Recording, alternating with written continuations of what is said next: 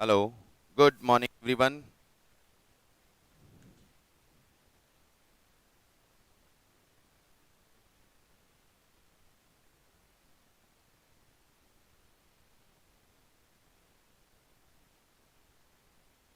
Okay, guys. So let's start with the new topic, जिसका introduction हमने last class में लिया था. Underwriting of securities. Last class में हमने इसका इंट्रोडक्शन डिस्कस किया था कि अंडरराइटिंग ऑफ सिक्योरिटीज क्या है.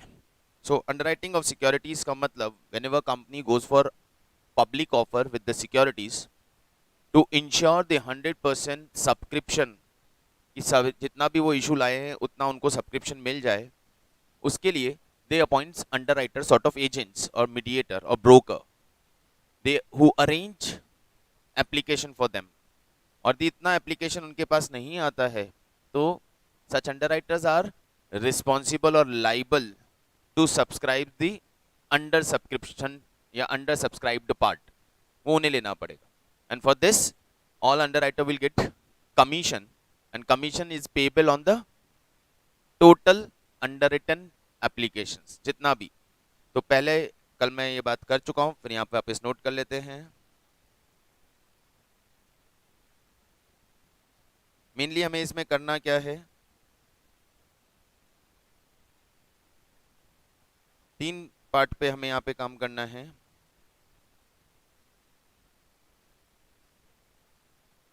पहला, कमीशन. कमीशन कितना देना है? कमीशन देना है gross liability multiply by issue price multiply by rate of commission. Gross liability multiply by issue price multiply by rate of commission. Gross liability का मतलब जितने नंबर ऑफ शेयर्स के लिए उन्होंने अंडरराइटिंग एग्रीमेंट लिया है, जितने भी नंबर ऑफ शेयर्स के लिए उन्होंने अंडरराइटिंग एग्रीमेंट लिया है उसे इशू प्राइस से मल्टीप्लाई करेंगे और फिर उसे हम रेट ऑफ कमीशन से मल्टीप्लाई करके उनका कमीशन कैलकुलेट करेंगे. सेकेंड पार्ट पे हमें कैलकुलेट करना है अंडरराइटर्स लाइबिलिटी.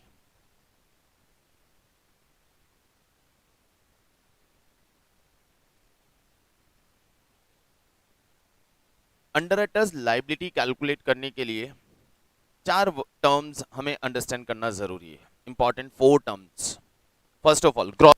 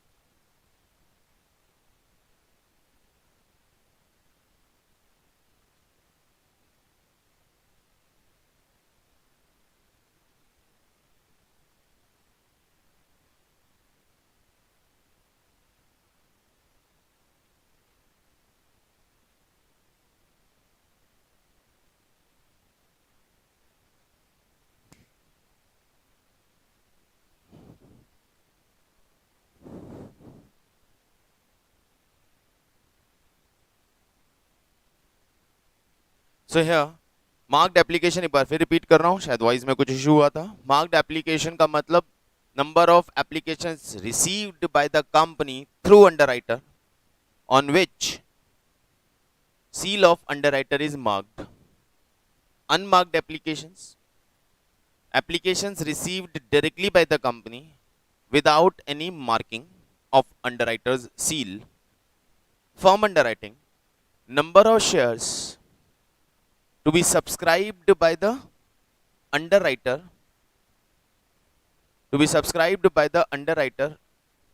even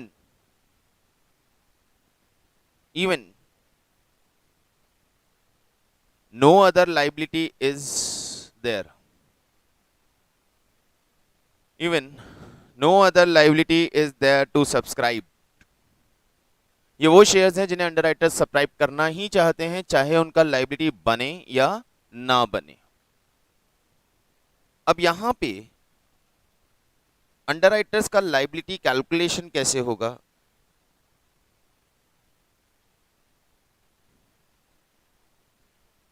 अंडरराइटर की लायबिलिटी का कैलकुलेशन कैसे होगा? कैसे हम कैलकुलेट करेंगे कि अंडरराइटर को कितनी लायबिलिटी बेयर करनी है? तो अंडरराइटर लायबिलिटी की बेयर करने की कैलकुलेशन के लिए हमारे पास दो वे होते हैं। पहले तो ये चीज समझें कि होने क्या वाला है। अंडरराइटर को शेयर्स लेने पड़ेंगे। कब लेने पड़ेंगे?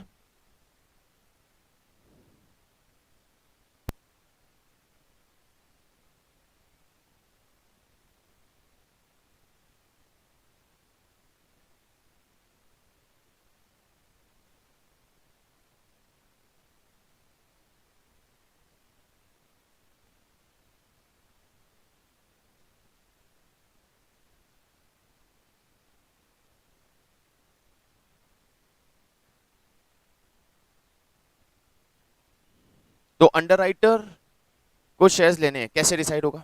सर पहले तो उसकी ग्रॉस लायबिलिटी देखें कि कितनी उसने शेयर्स की एप्लीकेशंस अपने थ्रू मंगवाने का कमिटमेंट लिया। उसमें से जितनी मार्क्ड एप्लीकेशंस हमें रिसीव हो गई हैं वो माइनस कर दें, क्योंकि उतनी लायबिलिटी उसकी कम हो गई। देन किसी भी अंडरराइटर की एप्लीकेशंस, मार्क्ड एप्लीकेशंस उसकी ग्रॉस लायबिलिटी से ज्यादा आ गई हैं, किसी भी अंडरराइटर की एप्लीकेशंस, उसके थ्रू एप्लीकेशंस ग्रॉस लायबिलिटी से ज्यादा, यानी किसी अंडरराइटर ने 1 लाख का लायबिलिटी लिया है और एप्लीकेशंस आ गया है 1,20,000, इसका मतलब क्या है? इसका मतलब है उसका कोई लायबिलिटी नहीं है। अब इसका कोई लायबिलिटी नहीं है वो तो ठीक है, लेकिन वो जो एक्स्ट्रा एप्लीकेशंस आई हैं कंपनी क्या एक्स्ट्रा इशू करेगी? नहीं, कंपनी तो जितना इशू लाई है उतना ही शेयर्स इशू करेगी। तो वो जो एक्स्ट्रा एप्लीकेशंस आई हैं उन एक्स्ट्रा एप्लीकेशन से हम किसी और अंडरराइटर की लायबिलिटी को कम कर देंगे। वो जितनी भी एक्स्ट्रा एप्लीकेशंस आई हैं उससे हम किसी और अंडरराइटर की लायबिलिटी को कम कर देंगे। अब किसी और अंडरराइटर की लायबिलिटी कम करने का मतलब किसी का भी यदि एप्लीकेशंस उसकी क्रॉस लायबिलिटी से ज्यादा आता है तो उसका बेनिफिट हम उन अंडरराइटर्स को दे देते हैं जिनकी एप्लीकेशंस कम आई है, और उनमें वो एक्सेस पार्ट उनकी ग्रॉस लायबिलिटी के रेशियो में डिस्ट्रीब्यूट कर देते हैं। अब ये पूरा प्रोसीजर कैसे करना है, पहले प्रोसीजर समझ लीजिए, फिर देखते हैं कि कोई डाउट है क्या। स्टेटमेंट कैसे बनाना है? से देयर आर 3 अंडरराइटर XYZ। सबसे पहले लेंगे उनकी gross liability.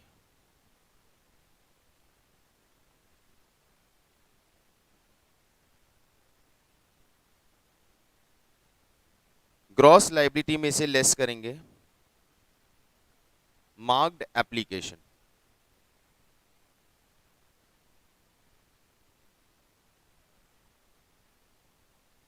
Including firm underwriting. Marked applications including firm underwriting मतलब जो उनकी फर्म अंडरराइटिंग है उतना लायबिलिटी उनका यहां से हटा दिया जाएगा, क्योंकि उन्होंने खुद ने जो अप्लाई किया है वो भी तो मार्क्ड ही होगा। उन्होंने खुद ने जो अप्लाई किया वो भी मार्क्ड ही होगा। तो उन फर्म अंडरराइटिंग को इंक्लूड करते हुए टोटल मार्क्ड एप्लीकेशन यहां से माइनस करेंगे, ये आएगी उनकी remaining liability.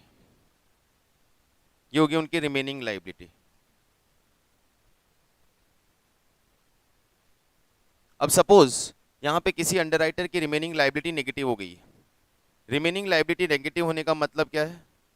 Remaining liability negative होने का मतलब क्या है? उसको ऑलरेडी उसके नाम पे एक्स्ट्रा एप्लीकेशंस आ चुकी हैं। उसने 1 लाख की ग्रॉस लायबिलिटी ली थी, एप्लीकेशंस आ गई 1,20,000, तो उसकी ऑलरेडी 20,000 एक्स्ट्रा एप्लीकेशंस आ चुकी। वो क्या करेगा उस एक्स्ट्रा? उसकी तो लायबिलिटी खत्म हो गई ना। आपके नाम पे एक्स्ट्रा एप्लीकेशन आने का मतलब आपकी लायबिलिटी जीरो। आपको तो आपका कमीशन ग्रॉस लायबिलिटी पे मिलने वाला है। आपके नाम पे एक्स्ट्रा एप्लीकेशंस आ गई, मतलब आप शेयर्स सब्सक्राइब करने की लायबिलिटी से फ्री हो गए। फॉर्म अंडरराइटिंग वाले शेयर्स तो लेने हैं, वो अलग बात है, लेकिन आप अपनी अदर लायबिलिटी यानी एक्स्ट्रा लायबिलिटी से फ्री हो गए। तो ये आपका जो नेगेटिव पार्ट पड़ा यानी एक्स्ट्रा एप्लीकेशंस जो आपके नाम पे आई हैं, उसका आप क्या करोगे?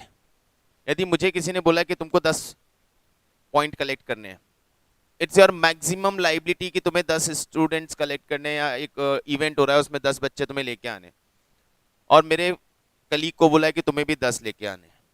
मैं 15 बच्चे लेकर आ गया और मेरा कलीग 8 ही लेके आ पाया, तो 15 से मेरा तो कोई फायदा नहीं होने वाला ना, क्योंकि मेरा लायबिलिटी कितना था? 10। अब एक्स्ट्रा जो भी आए उससे मुझे कोई एक्स्ट्रा बेनिफिट नहीं मिल रहा है, लेकिन मेरे कलीग को 2 बच्चे कम आने से लॉस हो रहा है, उसकी लायबिलिटी आ रही है, तो मैं अपने 5 स्टूडेंट्स में से 2 स्टूडेंट्स उस केस में ऐड कर दूंगा, ये लो तुम्हारे भी 10 हो गए, उससे उसकी लायबिलिटी भी खत्म हो जाए। तो यहां पे किसी का नेगेटिव आता है तो वो नेगेटिव का बेनिफिट हम अदर अंडरराइटर्स उसमें डिस्ट्रीब्यूट कर देंगे, less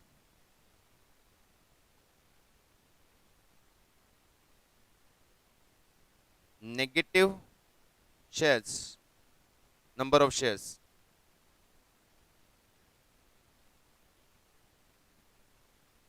of any underwriter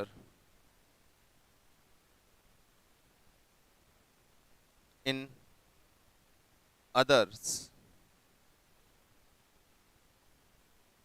in their gross liability ratio। किसी का भी नेगेटिव शेयर्स आ रहा है, उस नेगेटिव शेयर्स को हम अदर अंडरराइटर्स में डिस्ट्रीब्यूट कर देंगे। किस रेशियो में डिस्ट्रीब्यूट करेंगे? ग्रॉस लायबिलिटी के रेशियो में डिस्ट्रीब्यूट करेंगे, जो उनकी ग्रॉस लायबिलिटी थी। भाई 2 जनों का पॉजिटिव चल रहा है, एक का नेगेटिव हो चुका है, वो नेगेटिव वाला उसको पॉजिटिव वालों को दे रहा है अपनी लायबिलिटी कम करने के लिए, तो वहां पे झगड़ा ना हो कि कौन कितना लेगा, तो उनको उनकी ग्रॉस लायबिलिटी के रेशियो में दे दिया जाएगा।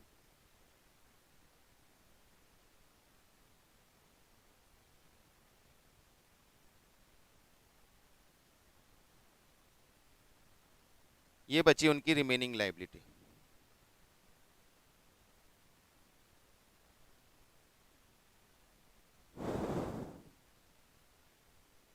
Now what?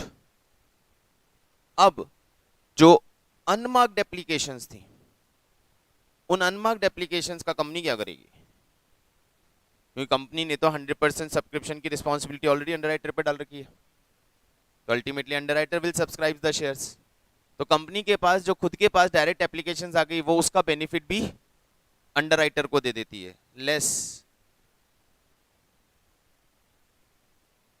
unmarked applications in ratio of gross liability।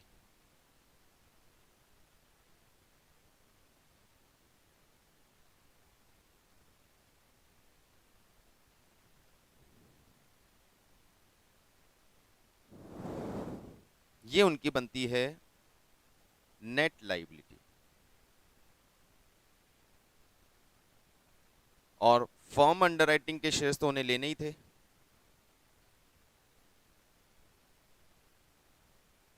Firm underwriting इनमें वापस ऐड कर दिया जाएगा। ये बनेगी उनकी टोटल लायबिलिटी।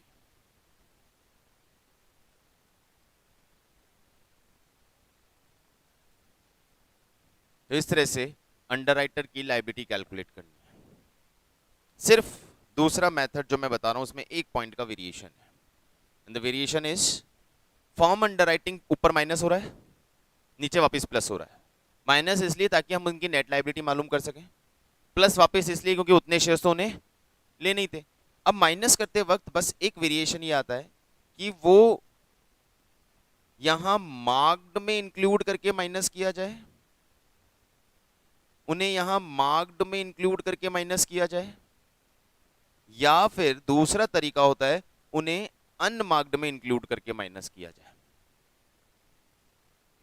जो फर्म अंडरराइटिंग के शेयर्स हैं वो इंडिविजुअली, जिसने जितना फर्म अंडरराइट किया है उसके शेयर्स में से इंडिविजुअली माइनस किया जाए मार्क्ड एप्लीकेशन के साथ ऐड करके, या फिर सारे फर्म अंडरराइटिंग शेयर्स को टोटल करके उन्हें अनमार्क्ड के साथ ऐड कर दें और अनमार्क्ड के साथ माइनस करें, किस रेशो में? ग्रॉस लायबिलिटी के रेशो में। अब ये चीज क्या है, ये थोड़ा सा प्रैक्टिकली क्वेश्चन करेंगे तो चीज समझ में आएगी एक्चुअली। अभी ये स्टेटमेंट इस तरह से आप बना लीजिए और क्वेश्चन पे चलते हैं, ठीक है? Let's open your study material.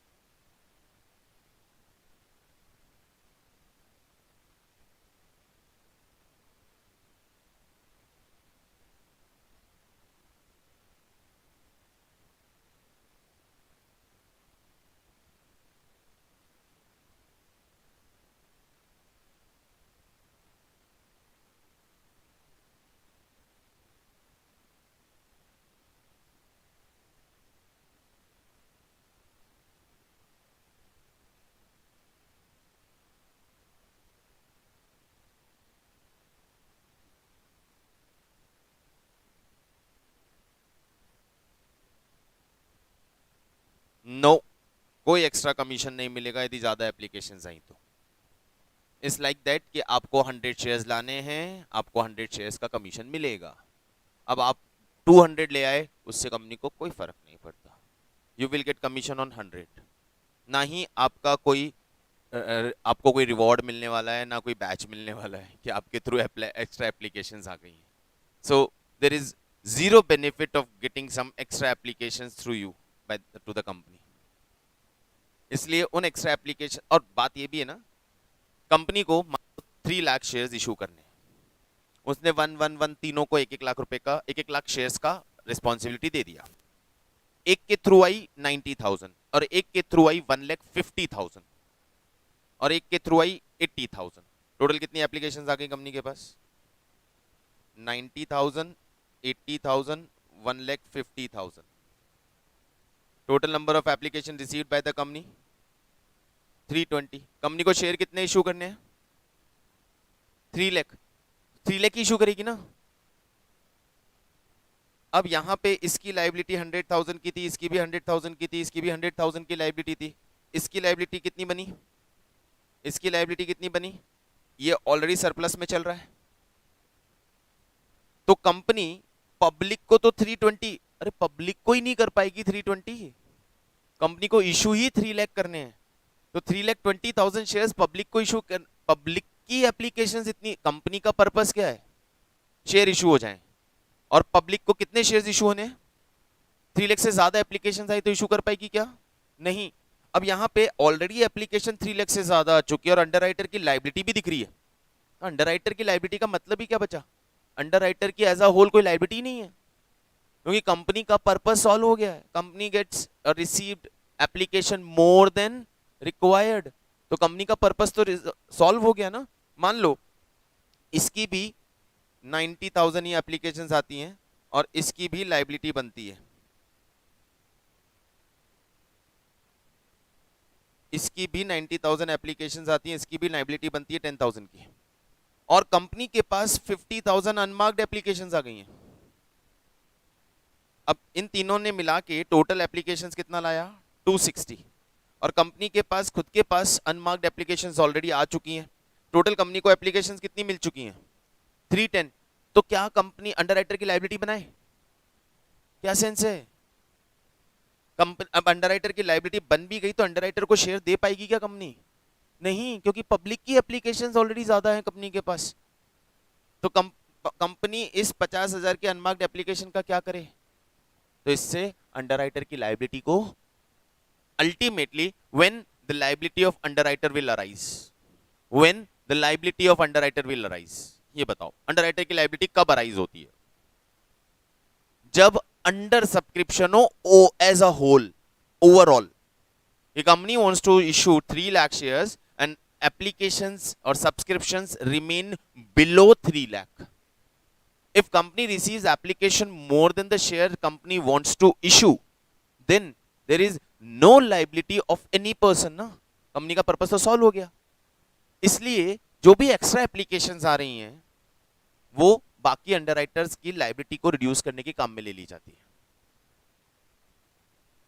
For example इसी केस में अंडरराइटर के थ्रू कितनी एप्लीकेशंस आई?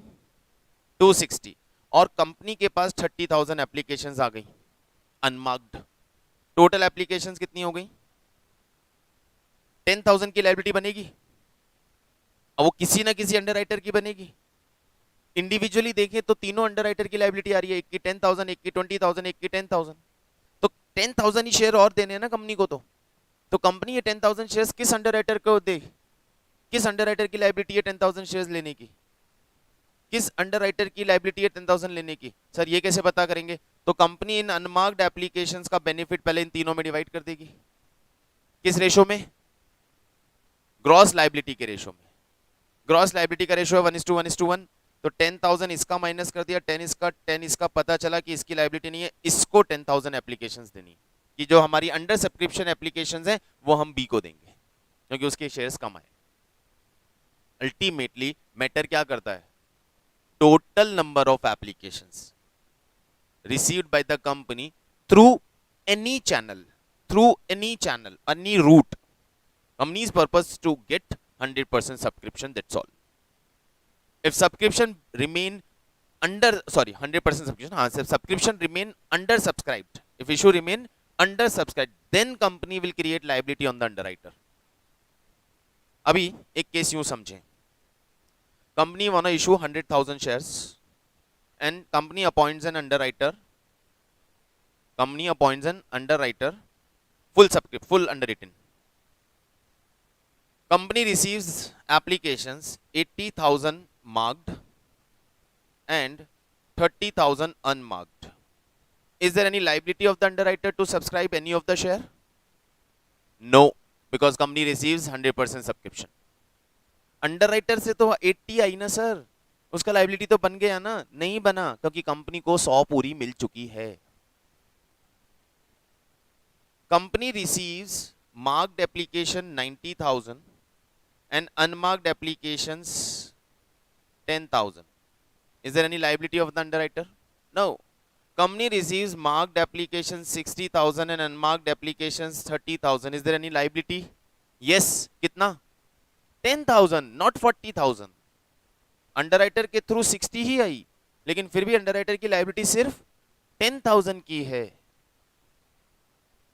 बात समझ में आ रही है? केस समझ में आ रहा है? ये इस तरह से लायबिलिटी आइडेंटिफाई होती है। अब एक और केस लेता हूं। सपोज कंपनी ने 100% अंडरराइटिंग नहीं किया, कंपनी 100,000 का इशू लाई है और अंडरराइटिंग किया है 70,000 का। 30,000 कंपनी बिलीव कि हम खुद अरेंज कर लेंगे। कंपनी को मार्क्ड एप्लीकेशंस मिली हैं 70,000 और अनमार्क्ड एप्लीकेशंस मिली हैं 20,000। Is there any liability of the underwriter? Company fall short, company को 10,000 एप्लीकेशन कम आई हैं, अंडर सब्सक्रिप्शन है, फिर भी अंडरराइटर का लायबिलिटी नहीं है क्योंकि उसने 70 का अंडरराइटिंग किया था, 70 उसके थ्रू आ चुकी है। Company receives marked 60,000, unmarked 40,000। Is there any liability of the underwriter? Still no. Companies purpose is to get 100 shares and company receives 100। Underwriter के थ्रू कम आई है लेकिन उससे फर्क नहीं पड़ता, कंपनी को फुल सब्सक्रिप्शन मिल चुका है, तो भी अंडरराइटर का कोई लायबिलिटी नहीं है। Company receives 50,000 from underwriter and 40,000 marked. marked and 50,000 marked and 40,000 unmarked. Is there any liability of underwriter? 10,000, not 20,000. 10,000 का liability बन रहा है. ये समझ में आ रहा है? मतलब लाइबिलिटी अल्टीमेटली कहां से डिसाइड होती है? पहले तो ओवरऑल से, देन इंडिविजुअल. ओवरऑल ही यदि मेरा फुल सब्सक्रिप्शन आ गया है तो एक चीज तो कंफर्म हो गई कि फॉल शॉर्ट तो है ही नहीं, तो अंडरराइटर का कोई भी लाइबिलिटी बनना ही नहीं है. इन ओवरऑल अंडर सब्सक्रिप्शन रहा है तब हमारा प्रॉब्लम अराइज होता है कि अब ये जो अंडर सब्सक्राइब्ड पार्ट है ये किस अंडरराइटर पे डाला जाए. Is it clear? Okay, now move on the question part.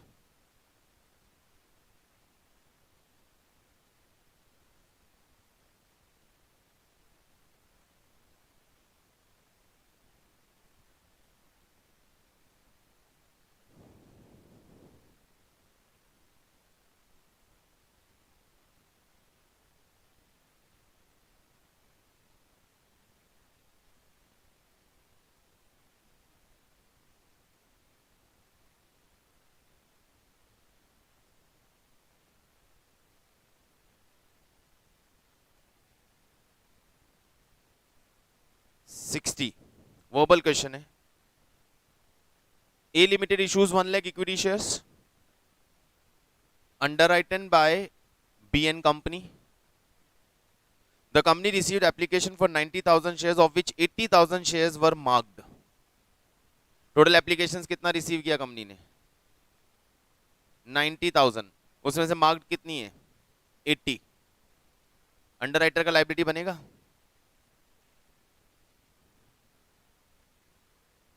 कितना लायबिलिटी बनेगा अंडरराइटर का? 10,000. अंडरराइटर ने 1 लाख का अंडरराइटिंग किया था, ओ उसमें से अंडरराइटर के थ्रू 80,000 ही आई थी, उसकी लायबिलिटी कितनी हुई? 20,000. लेकिन 10,000 अनमार्क्ड भी तो कंपनी के पास आ गई, वो भी माइनस कर दो. Ultimately liability of underwriter will be 10,000, क्योंकि ओवरऑल देखा जाएगा ना.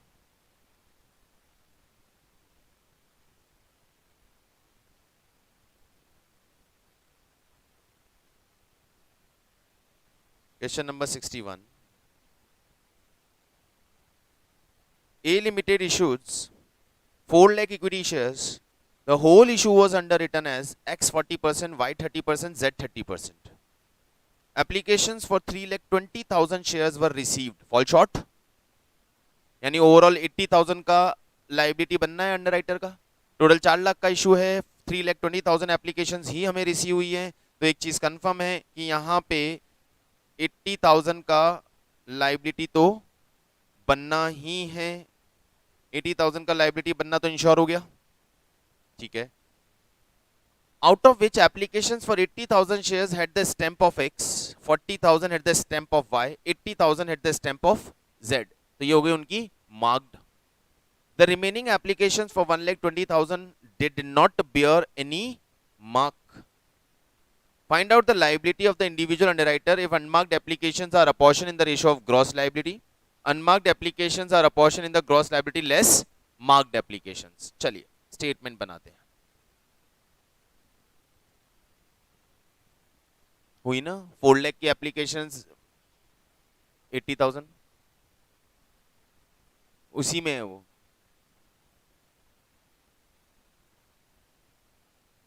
थ्री लाख 20,000 ही एप्लीकेशंस आई हैं, 80,000 का लायबिलिटी बन रहा है.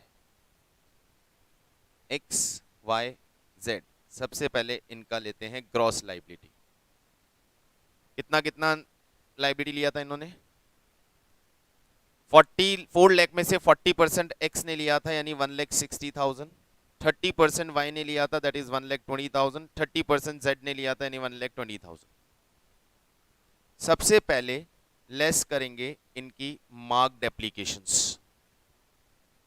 Marked application of X 80,000, marked of Y 40,000, marked of Z 80. इनके थ्रू इतनी स्टैम्प्ड एप्लीकेशंस आ गई तो इनिशियली इनका रिमेनिंग लायबिलिटी बनता है 80,000 लायबिलिटी एक्स का है, 80,000 बी का है, वाई का है और 40,000 जेड का है. लेकिन कंपनी रिसीव्स अनमार्क्ड एप्लीकेशन 1,20,000, तो कंपनी वो 1,20,000 को भी इन तीनों में ही माइनस कर देगी, लेस अनमार्क्ड। अब ये अनमार्क्ड एप्लीकेशन जो 1,20,000 है, ये किस रेशो में इन तीनों में डिवाइड की जाए? तो कंपनी ने दो ऑप्शन दिए हैं, हमें क्वेश्चन में दो ऑप्शन दिए हैं। पहला, in the ratio of gross liability, in the ratio of gross liability, और दूसरा दिया है gross liability minus marked application. यानी या तो रेशो इसका लेना है और या फिर रेशो इसका लेना। पहले ऊपर वाला रेशो लेते हैं। ऊपर वाला रेशो है 4:3:3, 4:3:3 का रेशो है 48,000, 36,000, 36,000।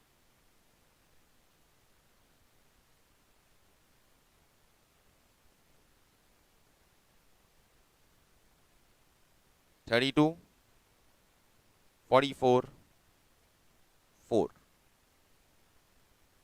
ये हो गई इनकी नेट लाइबिलिटी। तो किस अंडरराइटर को कितने शेयर्स सब्सक्राइब करने पड़ेंगे? एक्स को 32,000 शेयर्स लेने पड़ेंगे, वाई को 40,000 शेयर्स लेने पड़ेंगे, 44,000 शेयर्स लेने पड़ेंगे, और जेड को 4,000 शेयर्स लेने पड़ेंगे। रेशो चेंज कर देंगे तो नीचे वाले रेशो से निकाल देंगे, 2:1 के रेशो में डिवाइड करके देख लेंगे। क्लियर? कोई डाउट?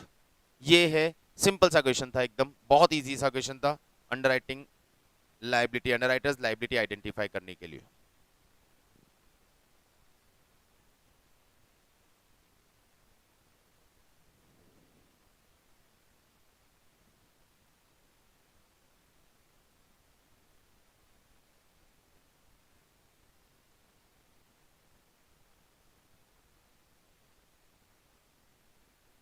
हाँ, आपको निकाल लेना है, ठीक है। आगे चलता हूं मैं। वो तो रेशो बस ये अनमार्क्ड वाला का रेशो चेंज हो जाएगा, तो उसमें तो कुछ बताने को है नहीं। नेक्स्ट क्वेश्चन देखिए, बाकी है, करो करो करो।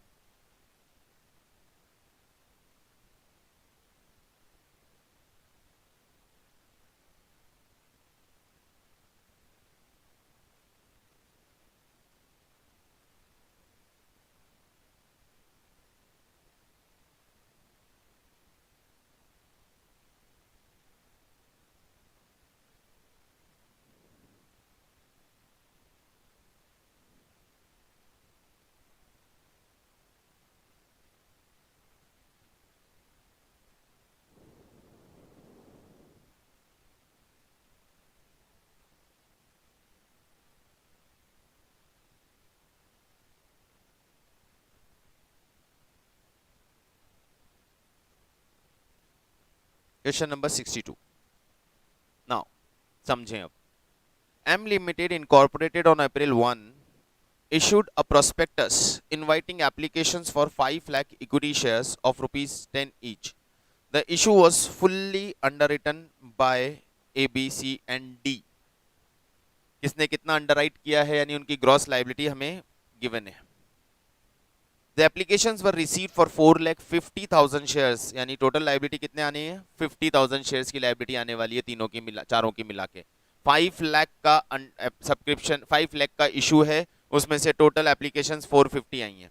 उन्हें मार्क्ड कितनी है? मार्क तीनों की दे दी गई। ये तो इजी सेम क्वेश्चन है, सेम क्वेश्चन है?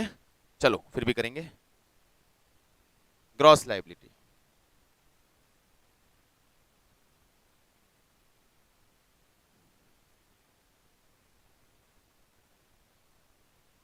To lakh, 150, 1 lakh and 50,000.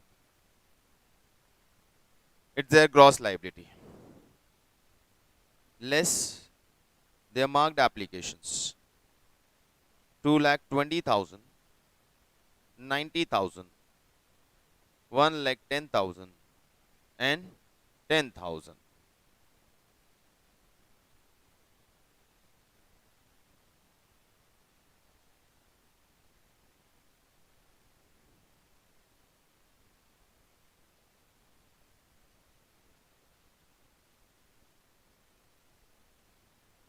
Total liability कितनी है सारे अंडरराइटर्स के मिला के?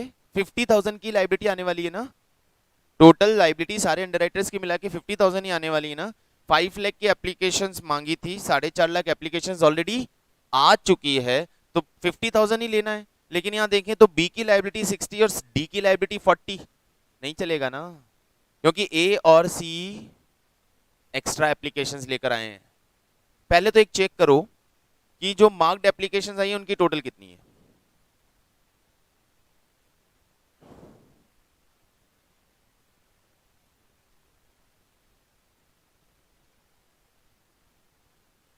$4,30,000, but company received total applications of 4,50,000। बाकी 20 कहाँ है? Unmarked. Company receives total 4,50,000 applications, उनमें मार्क्ड देखा हमने और मार्क्ड का टोटल लगाया, तो मार्क्ड का टोटल आ रहा है 4,30,000। तो बाकी 20,000 एप्लीकेशंस अनमार्क्ड है। कितना? 20,000 है ना। क्लियर? अनमार्क्ड लेस करो, पहले अनमार्क्ड नहीं, चलो उससे पहले भी एक चीज और समझे। अनमार्क्ड का बेनिफिट, नेगेटिव जिसका ऑलरेडी नेगेटिव है उसको अनमार्क्ड का बेनिफिट देने का कोई सेंस है? अरे ऑलरेडी अनमार्क्ड का बेनिफिट तो उसको दो ना जिसकी लायबिलिटी बन रही है।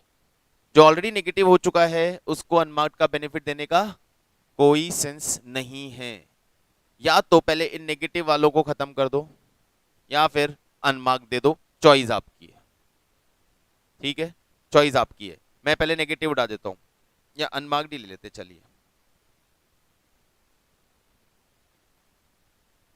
अनमार्क्ड 20,000 है ना, किस रेशो में? अनमार्क्ड सिर्फ बी और डी में डिस्ट्रीब्यूट करेंगे, किस रेशो में? ग्रॉस लाइबिलिटी के रेशो में, 3:1।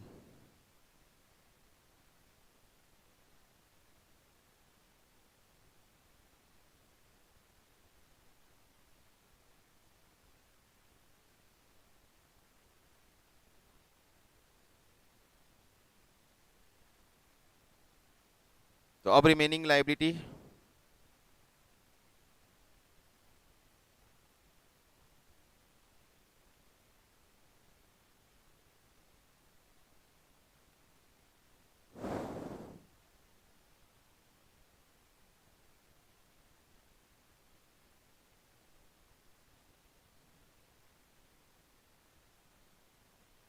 अब जो एक्सेस एप्लीकेशंस है ए एंड सी की, उनका बेनिफिट भी हम बी एंड डी को दे देंगे।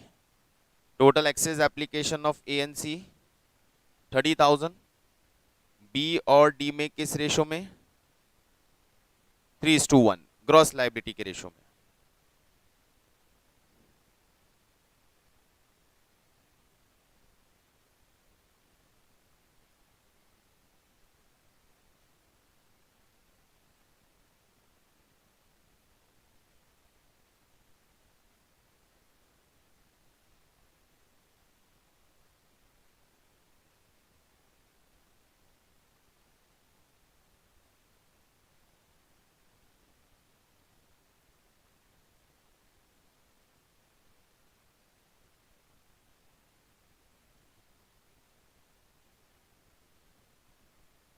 ये बनी इनकी नेट लाइबिलिटी।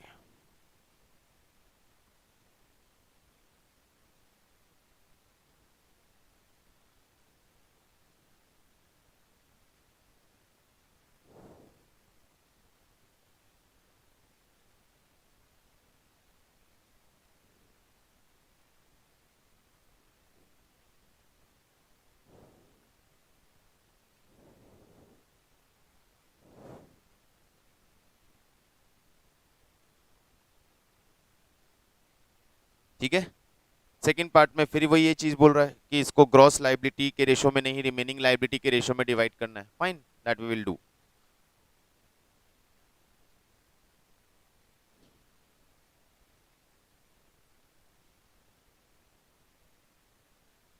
हाँ, ग्रॉस लाइबिलिटी के रेशो में डिवाइड करते वक्त वो ध्यान रखना, पहले नेगेटिव को खत्म करो। क्वेश्चन नंबर 63, एक्स XYZ ने 10,000 शेयर्स का अंडरराइटिंग किया है और फर्म अंडरराइटिंग भी किया है 800, 300 एंड 1000 शेयर्स का। Total subscription including firm underwriting was 7100। Firm underwriting include करके टोटल कितनी एप्लीकेशंस आई हैं? 7100। आउट ऑफ दैट मार्क्ड हैं 1000, 2000 एंड 500। मार्क्ड हैं 1000, 2000 एंड 500। ठीक है। लाइबिलिटी ऑफ अंडरराइटर, पहला ऑप्शन बोल रहा है फर्म अंडरराइटिंग को अनमार्क्ड मानना है, दूसरा ऑप्शन बोल रहा है फर्म अंडरराइटिंग को मार्क्ड मानना है। हमने ये दो ही बात की थी, तो इसमें पूरा कंप्लीट कैलकुलेशंस मिल जाता है। पहले एक वर्किंग नोट देख लेते हैं।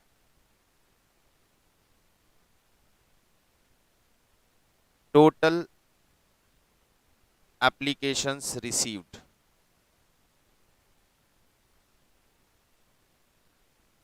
टोटल एप्लीकेशन 7100 रिसीव हुई है हमें। इसमें से मार्क्ड कितनी है? 1000 प्लस 2000 प्लस 500,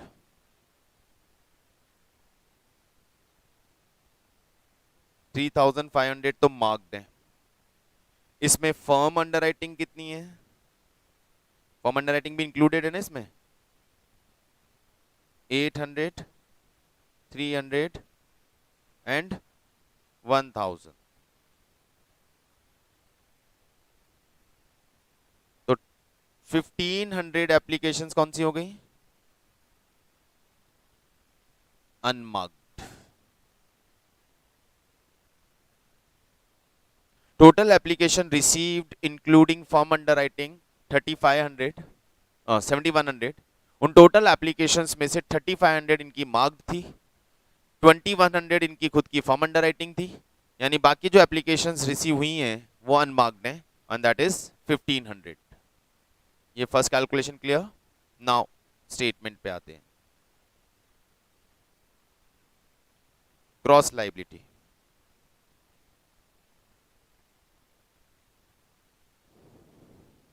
नहीं अभी तो हमने कुछ भी नहीं माना है। अब हमने अलग अलग करके रखा है अभी कि फर्म अंडरराइटिंग कितनी है, मार्क्ड कितनी है, अनमार्क्ड कितनी है। अब इन्हें क्या मानना है? वो क्वेश्चन ने बोला है या तो इन्हें अनमार्क्ड मानना है या इन्हें मार्क्ड मानना है।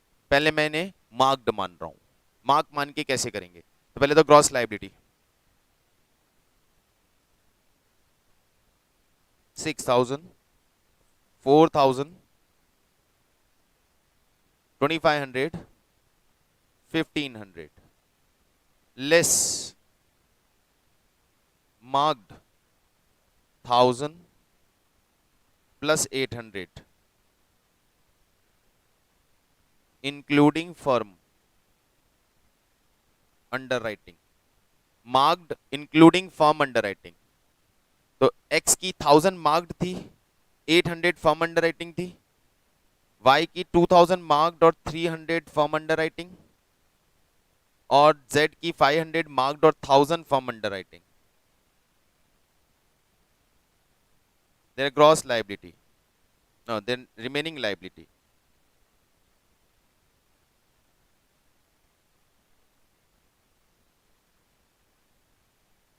हमने मार्क्ड एप्लीकेशन मान लिया है, फर्म अंडरराइटिंग को क्या मान लिया है? मार्क्ड। तो फर्म अंडरराइटिंग को इंडिविजुअली सभी अंडरराइटर की मार्क्ड एप्लीकेशन के साथ ऐड करके माइनस कर दिया है। अब अनमार्क्ड, अनमार्क्ड एप्लीकेशन है हमारे पास 1500, जिसे हम सिर्फ x और y में ही डिस्ट्रीब्यूट करेंगे, और वो भी किस रेशो में? उनकी ग्रॉस लायबिलिटी के रेशो में। एंड ग्रॉस लायबिलिटी का रेशो है 12:5।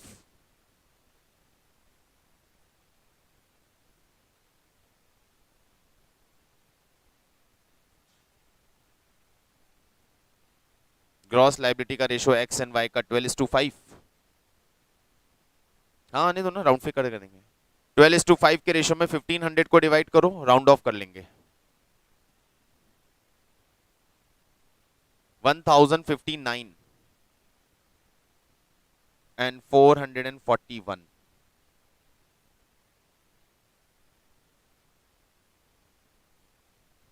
Remaining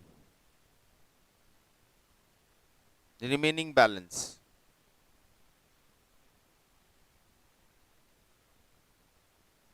three one four one और यहाँ 241 नेगेटिव।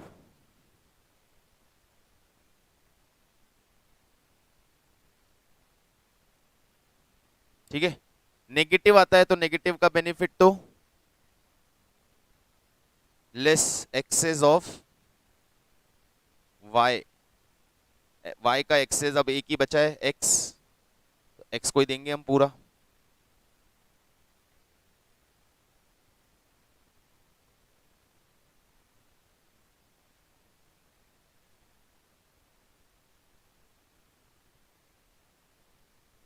ये हो गई हमारी प्लस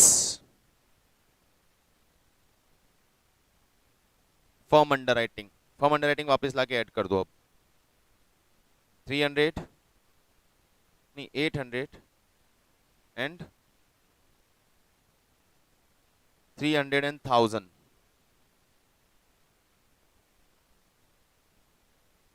ये टोटल लाइबिलिटी हो गई इनकी 3700, 300, 1000।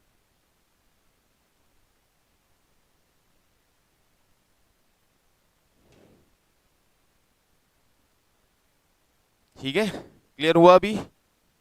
अब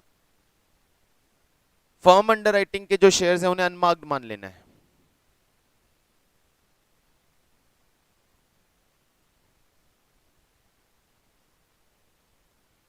$3700, 300 एंड 1000। अब फर्म अंडरराइटिंग के शेयर्स को अनमार्क्ड मानना है। वापस बनाएंगे पूरा स्टेटमेंट उसी तरह से, X Y Z gross liability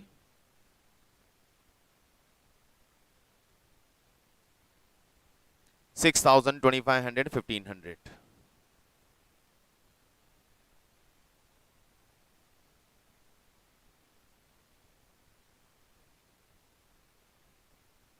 less only marked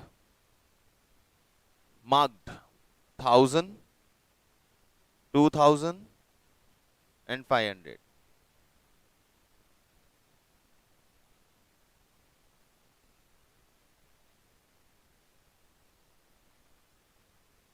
Is there remaining liability?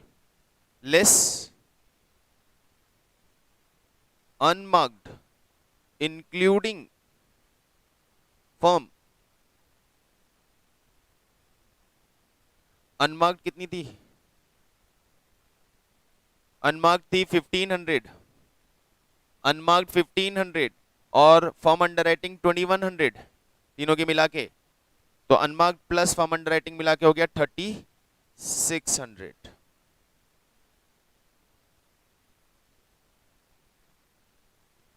Unmarked के साथ यदि आपकी फर्म अंडरराइटिंग जाएगी तो प्लस होके जाएगी, मार्क्ड के साथ आपकी फर्म अंडरराइटिंग जाएगी तो इंडिविजुअल जाएगी। मार्क्ड इंडिविजुअल जाता है, अनमार्क्ड टोटल डिस्ट्रीब्यूट होता है, तो फर्म अंडरराइटिंग भी टोटल जाएगी। तो total unmarked plus firm underwriting मिला के हो गई 3600। तीनों में डिस्ट्रीब्यूट कर देंगे किस रेशो में?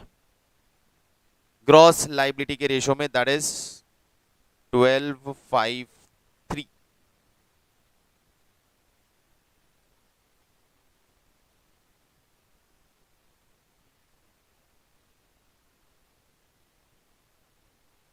$2,116। I don't think so, rounded off आना चाहिए। इट्स 20 से डिवाइड करेंगे तो इट विल कम 180 इंटू 12,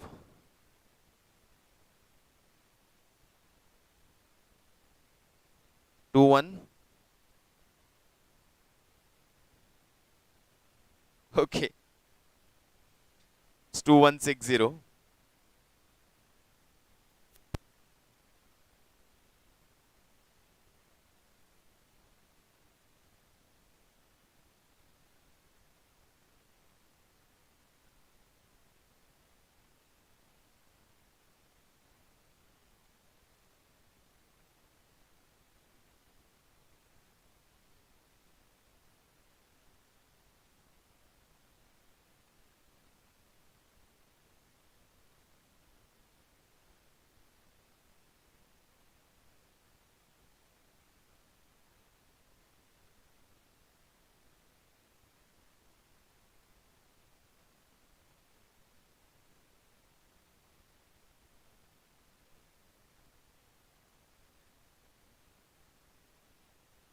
2100, 900, 500, 140.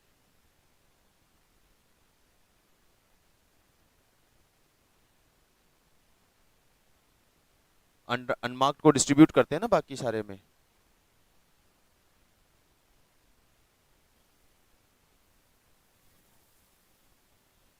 नहीं नहीं नहीं नहीं नहीं नहीं नहीं नहीं नहीं नहीं नहीं, फॉर्म राइटिंग तो माइनस करना ही करना है ना, उसके बिना लाइबिलिटी कैसे पता चलेगी? फॉर्म अंडर राइटिंग की लाइबिलिटी तो उनको लेनी लेनी है, तो वो तो पहले ही माइनस कर दो, जो कंफर्म लाइबिलिटी होती है तो हटाओ ना। फॉर्म अंडर राइटिंग तो माइनस करना ही करना है। रिमेनिंग लाइबिलिटी एक्सेस आ गया, excess of Y in X and Z in their gross ratio of gross liability 4:1.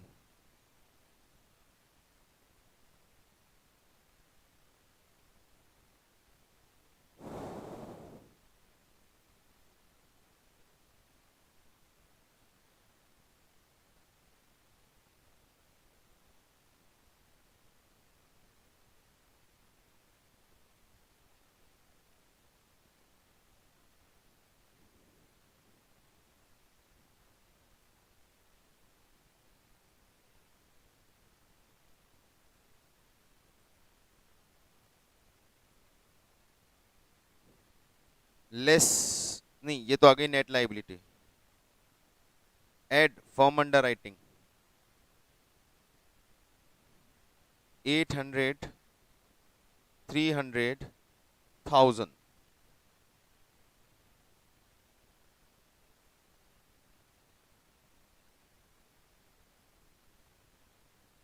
is their total liability.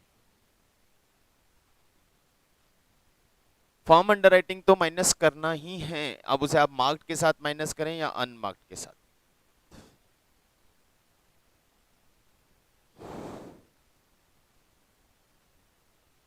ये है calculation of liability of underwriters. I think it's clear perfectly. I don't think कि कोई doubt होना चाहिए इस part में।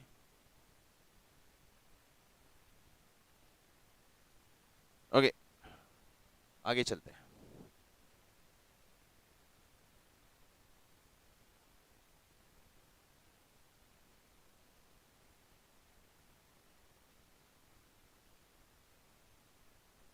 Mr. X underwrites 60% of an issue. Mr. X underwrite, एक और केस है, सिंपल सा केस है। Mr. X underwrites 60% of an issue of 20,000 shares, मतलब लाइबिलिटी 12,000 का gross liability. He has also agreed for a firm underwriting of 1600 shares. उसके अलावा उसने 1600 का फॉर्म अंडरराइटिंग भी लिया है। The company received application for 13,600 shares, out of which 8,000 marked application. Determine the number of shares to be taken by Mr. X. If the underwriting contract provides that no amendment would be allowed in respect of share taken of firm, and if the underwriter contract provides that abatement would be allowed in respect of share taken of firm. 20,000 का underwriting किया है। क्या चल क्यों नहीं रहा है भाई? 20,000 में से 60% का अंडरराइटिंग किया है। मैं ऐसे ही शो कर देता हूँ, बहुत इजी सा है। 12,000 उसकी क्रॉस लाइबिलिटी। मैक्सिमम लाइबिलिटी कितनी बनेगी पहले ये देख लो। 20,000 की टोटल सब्सक्रिप्शन जानी है पब्लिक के पास, उसमें से 13,000 की सब्सक्रिप्शन ऑलरेडी आ चुकी है, तो ओवरऑल मैक्सिमम लाइबिलिटी कितना बन रहा है? 6,400 का। इससे ज्यादा लाइबिलिटी नहीं बनेगा, ये ध्यान रखना है पहले हमें, क्योंकि अल्टीमेटली टोटल लाइबिलिटी मैटर करती है। चलिए, 12,000 की उसकी ग्रॉस लाइबिलिटी है। 12,000 में से उसकी मार्क्ड एप्लीकेशन 8,000 आ गई थी। 1600 उसकी फॉर्म अंडरराइटिंग माइनस कर दो। 2,400 प्लस फॉर्म तो लेनी पड़ेगी, वापिस ऐड कर दो, तो उसकी टोटल लाइबिलिटी कितनी हो गई?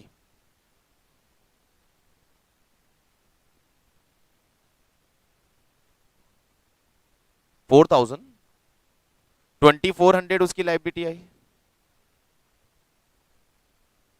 2400 उसकी लाइबिलिटी आई है, 2400 ही उसकी टोटल लाइबिलिटी है।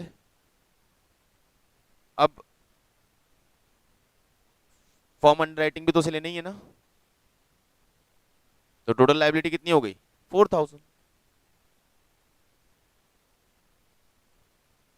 अब ये केस ये दिया है कि when abatement would be allowed in respect of share taken a firm, जो उसने फर्म अंडरराइटिंग किया है ना उसका उसको अबेटमेंट दे रहे हैं। अबेटमेंट मतलब बेनिफिट दे रहे हैं कि चलो फर्म अंडरराइटिंग तो तुम ऑलरेडी ले रहे हो, तो वो अलग हो गया, तो फिर उसकी लाइबिलिटी बनेगी 2400 शेयर्स की।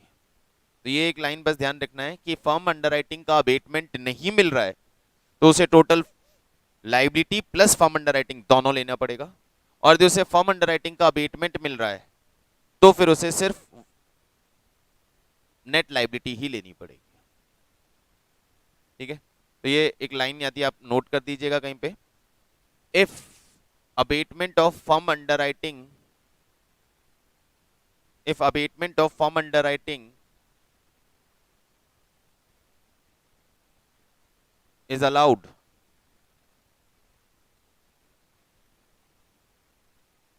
then total liability will be, then total liability will be equal to net liability।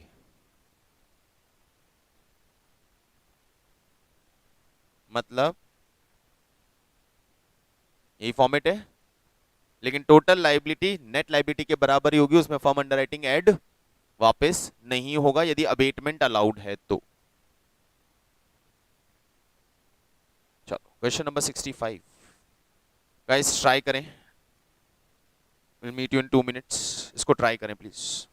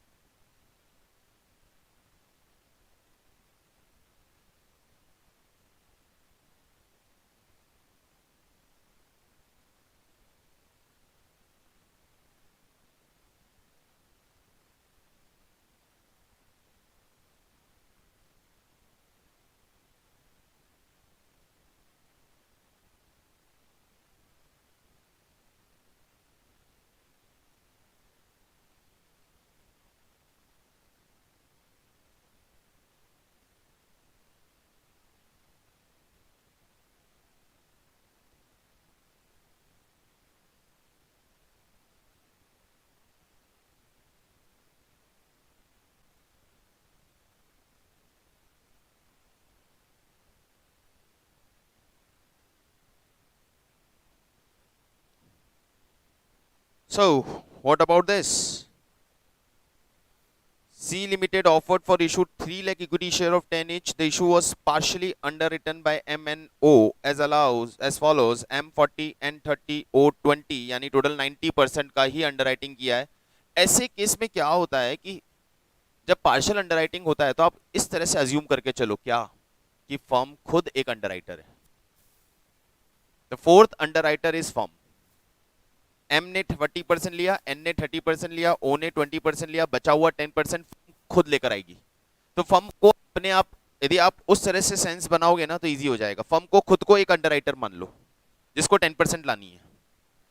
अब जो इन अंडरराइटर के थ्रू मार्क्ड आएगी वो तो मार्क्ड हो जाएंगे, और जो अनमार्क्ड होंगी वो फर्म की डायरेक्ट आईवी हो जाएंगी। समझ रहे हो बात? जो अनमार्क्ड है वो फर्म की लाइबिलिटी में से माइनस। फर्म को 10% लाना है खुद, और अनमार्क्ड फर्म की तरफ से आई है।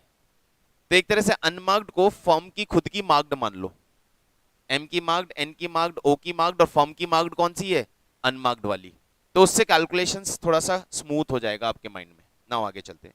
Applications were received for 2,40,000 shares which marked applications M N O. देखो मार्क्ड को तीनों को प्लस करो।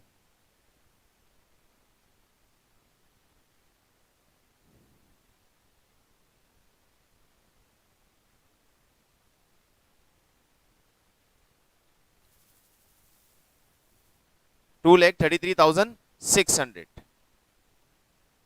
वो तो आ ही नहीं सकता ना, 600 तो दिख ही रहा है। 2,33,600। टोटल मार्क्ड एप्लीकेशन 2,3600, अनमार्क्ड 240 में से माइनस कर दो, 6,400 अनमार्क्ड। ये क्लियर? पहली चीज तो पहले तो ये देखो यहाँ पे क्या हुआ है, एमएनओ की ग्रॉस लाइबिलिटी, उसमें से उनकी मार्क्ड माइनस की उनकी नेट लाइबिलिटी आ गई। इसमें तो कोई डाउट ही नहीं है। अभी अनमार्क्ड इनमें डिस्ट्रीब्यूट मत कर देना। क्यों? फर्म की भी तो खुद की लाइबिलिटी थी। फर्म की भी तो खुद की लाइबिलिटी थी। कितनी? 10%। 10% मतलब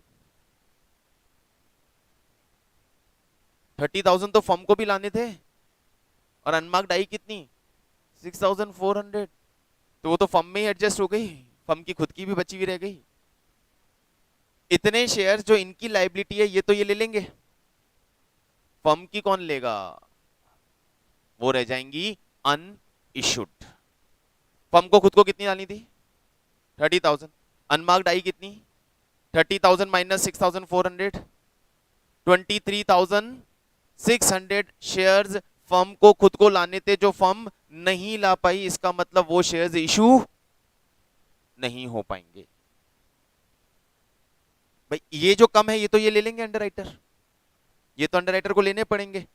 23,600 शेयर्स इशू नहीं हो पाएंगे क्योंकि इसको इस तरह से समझो, there were 4 underwriters, M N O firm, 4 underwriter थे। एम एन ओ की तो कैलकुलेट आपने कर लिया। फर्म के कितनी लाइबिलिटी थी? Gross liability 30,000। फर्म के शेयर्स कितने आए? अनमार्क्ड वाले फर्म के मान लेते हैं 6,400। फर्म की लाइबिलिटी कितनी बची? 23,600। एम की लाइबिलिटी 14,400, एन की लाइबिलिटी 12,000, ओ की लाइबिलिटी 10,000 और फर्म की लाइबिलिटी 23,600। एम ले लेगा, एन ले लेगा, ओ ले लेगा, फर्म की लाइबिलिटी कौन लेगा? कोई नहीं, वो अनइश्यूड रह जाएगा।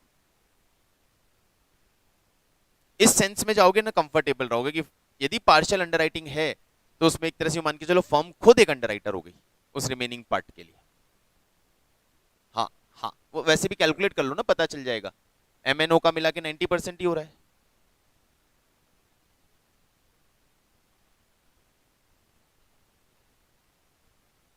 चलिए नेक्स्ट 66। बस ये पूछा है, लाइबिलिटी बतानी है। एक और पार्शियल अंडरराइटिंग का केस है, समझना इसको भी, क्लैरिटी और आ जाएगी। H Limited issued 150 shares which were underwritten as follows: 50 20 20। तो कितना हुआ? 90%। तो यहां भी एक तरह से फर्म 10% के लिए खुद अंडरराइटर है। The underwriters made application for the firm underwriting as under. इन्होंने फॉर्म अंडरराइटिंग भी किया हुआ है। The total subscription including firm underwriting was this much shares and they included the following marked applications. Compute the liability of each underwriter assuming shares underwritten firm are treated as marked. चलें देखो पहले तो अलग अलग कर लो। 65 4 6 ओ total applications कितने आए?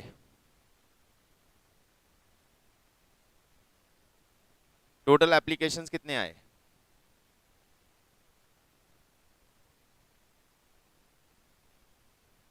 Total applications received 1,45,500। इसमें से मार्क्ड कितने हैं? 78 27 28,500 निकालो मार्क्ड टोटल।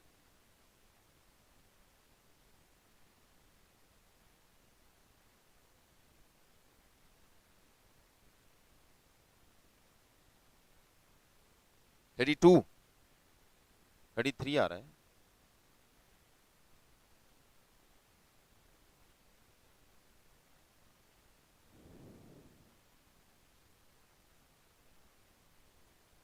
ट्वेल्व थाउजेंड बची।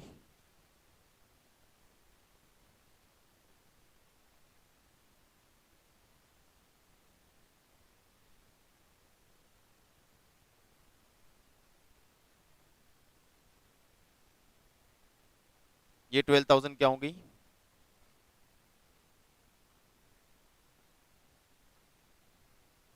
अरे इसमें तो फॉर्म अंडर राइटिंग भी था ना, तो याद रखना क्वेश्चन में एक लाइन दी हुई है बहुत इंटरेस्टिंग सा। क्या दिया हुआ है? ए बी सी ने फर्म अंडरराइटिंग के लिए ऑलरेडी एप्लीकेशंस दे दी हैं और इनकी एप्लीकेशंस वो ऑलरेडी दे चुके हैं। दे चुके हैं इसका मतलब वो मार्क्ड के अंदर ऑलरेडी इंक्लूड है। वो मार्क्ड के अंदर ऑलरेडी इंक्लूड है क्योंकि जब एप्लीकेशन राइटर एप्लीकेशन लगा चुका होगा तो ऑब्वियसली उसने खुद ही के फॉर्म पे एप्लीकेशन लगाई होगी और खुद ही के फॉर्म पे एप्लीकेशन मतलब खुद के मार्क्ड फॉर्म पे ही एप्लीकेशन लगाई होगी ना। और इनकी जो मार्क्ड एप्लीकेशन दी है उसमें भी इंक्लूड है।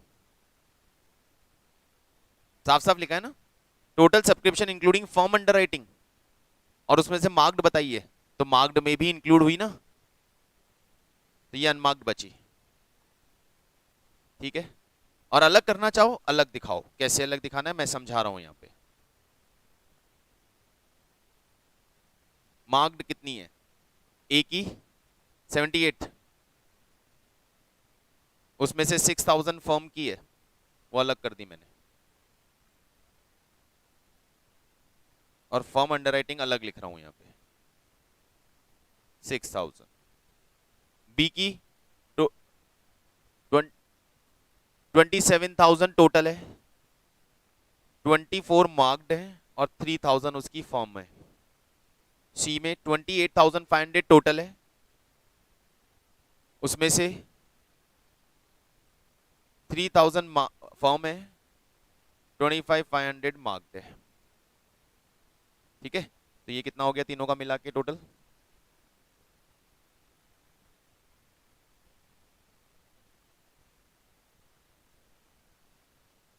$12,000 बची अनमार्क्ड।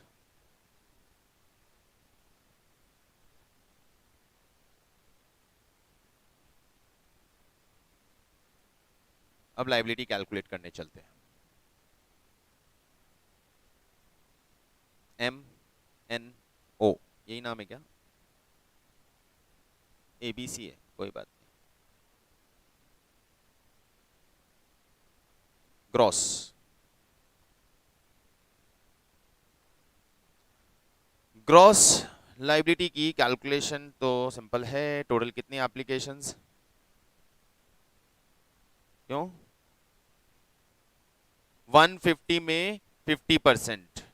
हाँ 150 में 50% 75,000, 150 का 20% 30,000, 150 का 20% 30,000, it's their gross liability.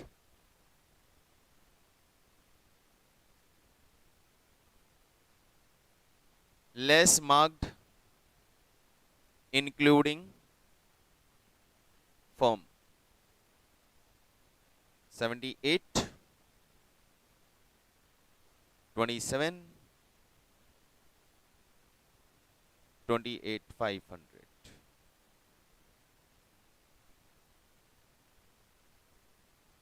3,000 negative, 3,000 positive, 1,500 positive.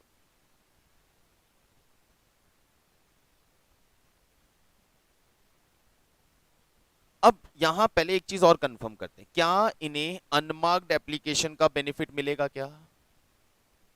क्या इन्हें अनमार्क्ड एप्लीकेशन का बेनिफिट मिलेगा क्या? चेक कर लो पहले आप। अनमार्क कितनी है? एक अंडरराइटर कौन है? फर्म खुद अंडरराइटर है ना? कितने पार्ट के लिए?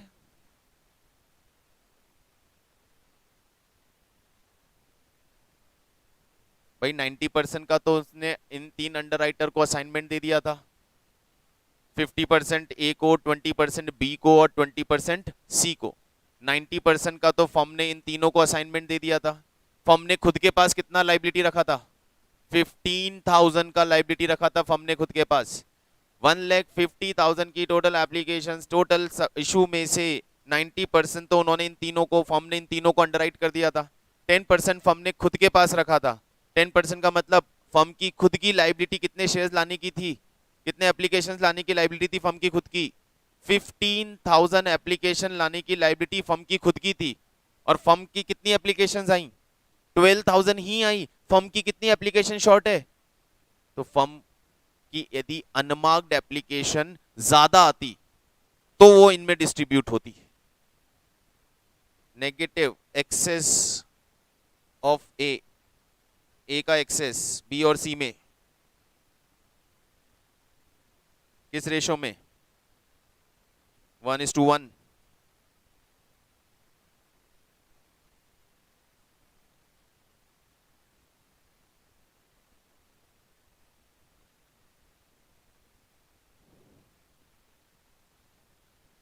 एड फॉर्म अंडरराइटिंग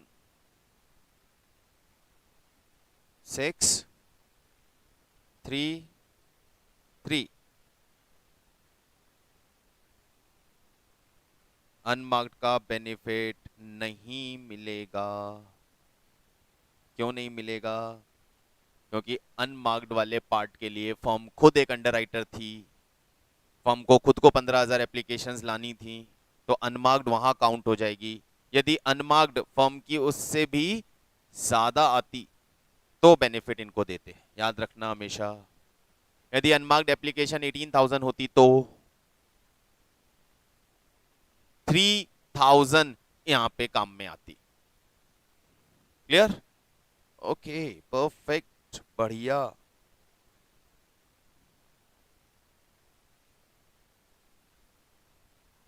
तो इसी के साथ अकाउंटिंग पार्ट पे आएंगे अब हम। जनरल एंट्रीज, कैलकुलेशन ऑफ, अरे भाई जाना।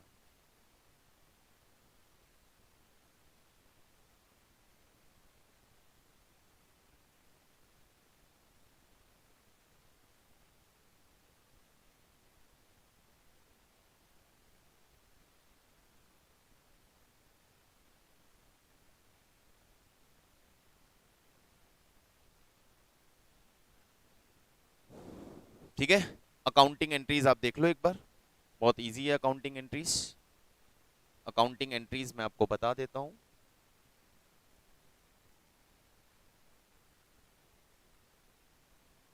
Accounting,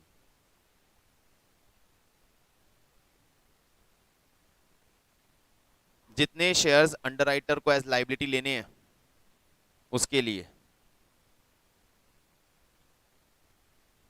underwriter account debit to share capital to security premium.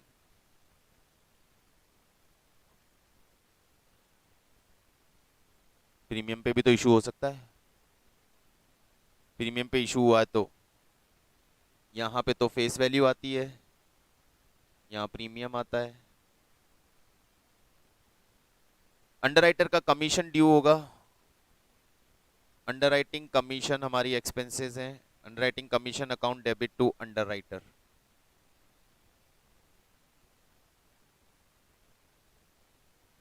Commission due.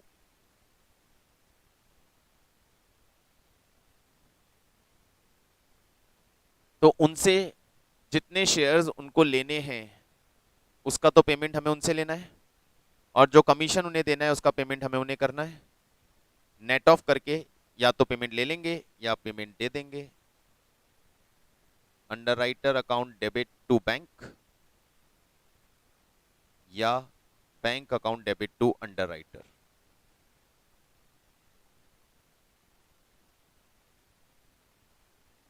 खत्म।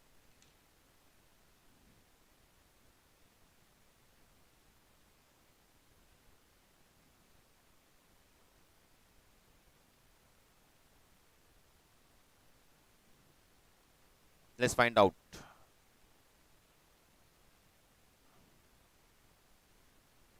M Limited incorporated with issues a prospectus inviting 2,50,000 equity shares of 10 each. The issue was fully underwritten by ABCD. Applications कितने आए, mark कितने, unmark कितने, commission कितना, सब कुछ दे दिया 4%। तो यहाँ पे पहला केस तो वही होगा कि हम उनकी लाइबिलिटी कैलकुलेट कर लेंगे। तो आई थिंक ये लाइबिलिटी तो आपको आती है कैलकुलेट करना। दो पार्टनर की, दो की लाइबिलिटी आ रही है, दो की लाइबिलिटी आ रही है, ठीक है। बी की लाइबिलिटी 11,250 शेयर्स की और डी की लाइबिलिटी है 13,750 शेयर्स की। शेयर किस प्राइस पे इशू हुआ है, 10 रुपीज पे। तो बी को शेयर्स इशू करेंगे और बी से पेमेंट लेंगे। बी को शेयर्स कितने इशू करेंगे, 11,250, और डी को शेयर्स कितने इशू करेंगे, 13,750। एंट्री क्या हो जाएगी, एंट्री हो जाएगी B account debit to share capital 11,250 into 10, C account debit और D account debit to share capital जितने भी शेयर्स उसे इशू करने हैं। फिर उनका कमीशन ड्यू करेंगे। कमीशन, कमीशन इनकी ग्रॉस लाइबिलिटी के शेयर्स पे इंटू 10 इंटू 4%। तो ए का कमीशन आएगा 4 लाख, नहीं 4%, 1 लाख इंटू 10, 10 लाख, 10 लाख का 4% 40,000। ए का कमीशन आएगा 40,000, ऐसे बी का, सी का, डी का कमीशन कैलकुलेट होगा। ये रहा कमीशन 40,000, 30,000, 20,000 एंड 10,000। तो कमीशन ड्यू करने की एंट्री हो जाएगी A B C D account debit to underwriting commission account debit to A B C D. फिर किससे पेमेंट लेना है, किसको देना है, तो चेक करो। ए को देना है, सी को देना है, और बी और डी से लेना है। जिनको पेमेंट देना है उनकी एंट्री हो जाएगी A debit C debit to bank, और बी और डी से लेना है तो एंट्री हो जाएगी bank debit to B to C. खत्म। ये देख लीजिए entries. So guys, this chapter is over with all the concepts and questions. कुछ प्रैक्टिस क्वेश्चंस हैं, ट्राई कर लीजिएगा, प्रॉब्लम होगी डिस्कस करेंगे, and then we will move on the next chapter. Till then, bye.